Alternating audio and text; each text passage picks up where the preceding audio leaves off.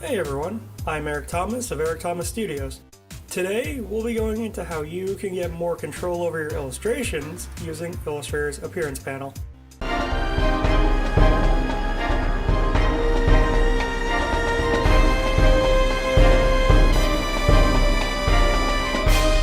Before we can use the Appearance panel, we'll need to open it up first. To get it open, head up to the Window menu at the top of the program, and it should be near the top. Alternatively, you can open it by typing Shift and F6. Either way, your Appearance panel will open. This will tell you everything that makes up your layer. By default, you'll have the words No Selection up at the top. To fix that, make or bring something in Illustrator and select it.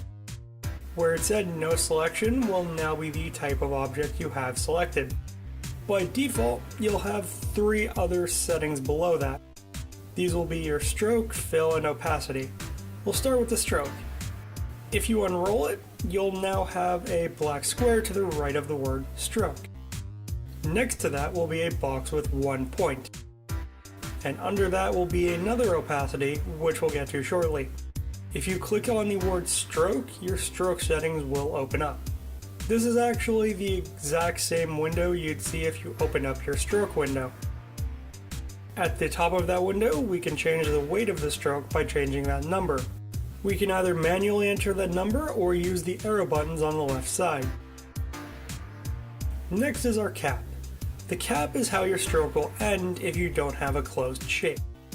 By default, it will be set to butt cap, meaning the line ends in a square exactly where your path does. If you change it to the second option, you'll have a round cap.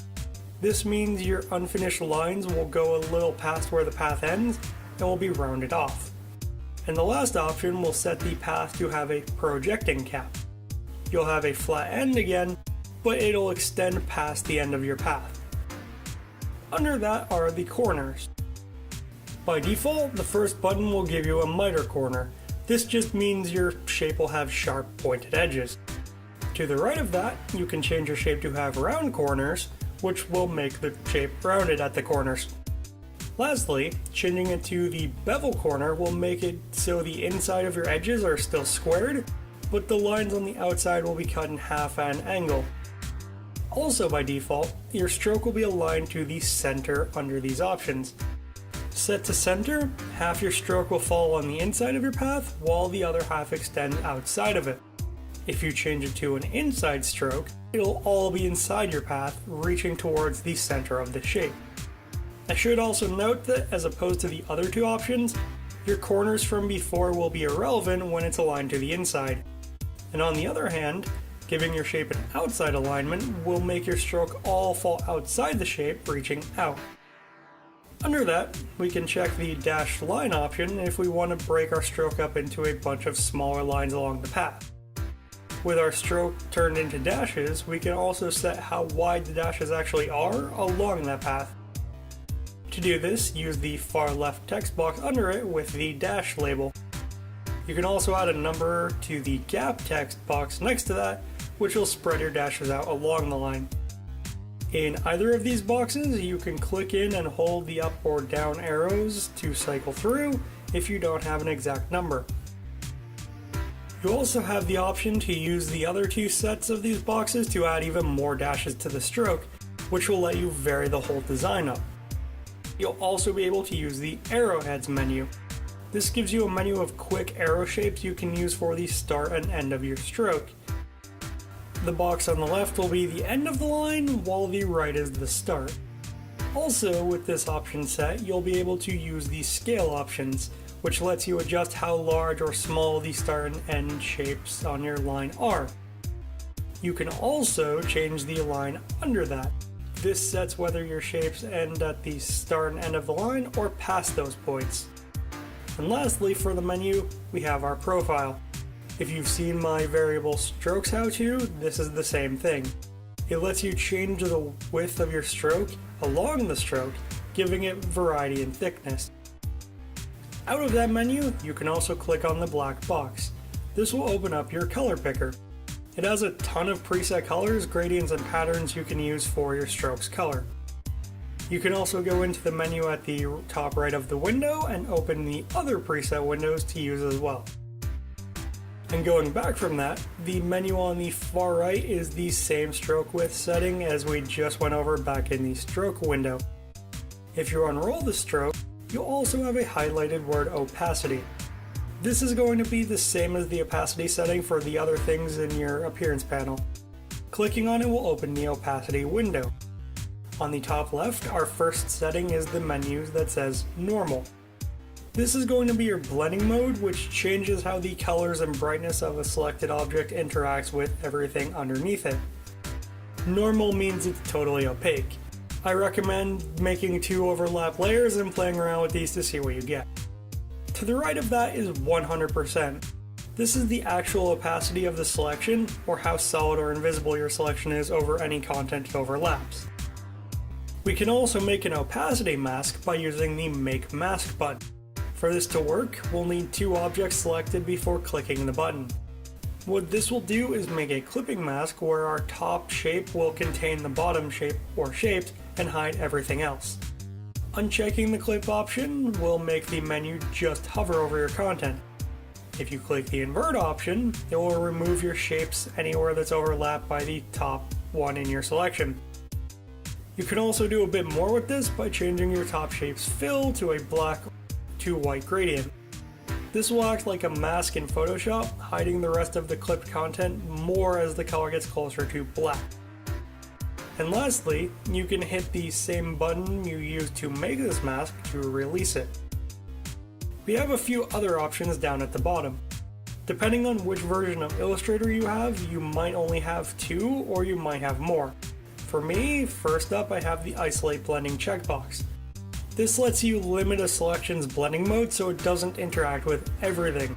To use this effectively, first you'll need a group of objects you want to use, which you can make by making a selection and typing Command or Control G, or heading up to the Objects menu at the top of Illustrator and clicking on Group.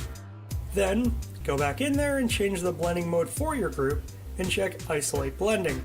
Your objects will now be whatever blending mode and opacity you set, but only with other objects in that group. You can also do the opposite of this by checking Knockout Group. This will make it so your objects won't blend, but only with the objects in the group. The two will cancel each other out, so I wouldn't try turning both of these options on at the same time. Back in the Appearance panel, we also have the Fill option. Just like the stroke, we can change the color here by clicking on the white drop-down box to the right of the word Fill. You can do the opacity changes here as well. Now down at the bottom, we have a few more options to use. Another cool thing is that you can use your Appearance panel to add more than one stroke and or fill to your design. You can do all the same things with these as you could before. You can make them gradients, patterns, colors, different blending modes and sizes, whatever you want. But where this gets really powerful is by using it together with that third FX icon. This is our Effects menu. Everything here you can also access from the Effect menu at the top of the program, and you can use those for various effects. If you just apply things from that menu, it'll apply to the whole of the object you've selected though. In the Appearance panel, on the other hand, you can apply these to specific parts of your shape. So you can click on a stroke and apply an effect, and that effect won't do anything to the fill. An example of this would be making one object, adding multiple strokes, and then going into the Distort and Transform effects menu and transform them so the strokes are spread out. You can also change these transformations just like the other settings. If you've applied it to your layer or group as a whole, it'll be at the bottom of the layer. But if you've applied it to a stroke or fill, you'll find them by clicking the white triangle and unrolling those. You can then click on the underlined effect name, in my case Transform, which will open up the effect window and let you change the settings. And lastly, your elements here are just like layers. So if your fill with a different blending mode is supposed to be over everything, but under an outlining stroke, you'll want to make sure to drag them up or down in the list of strokes and fills. As a final note, be careful with putting appearances on groups. It will let you have one appearance for everything you've put into said group, but if you ungroup, all the effects will completely disappear. Now is the appearance panel. I hope everyone's learned something and had fun doing it.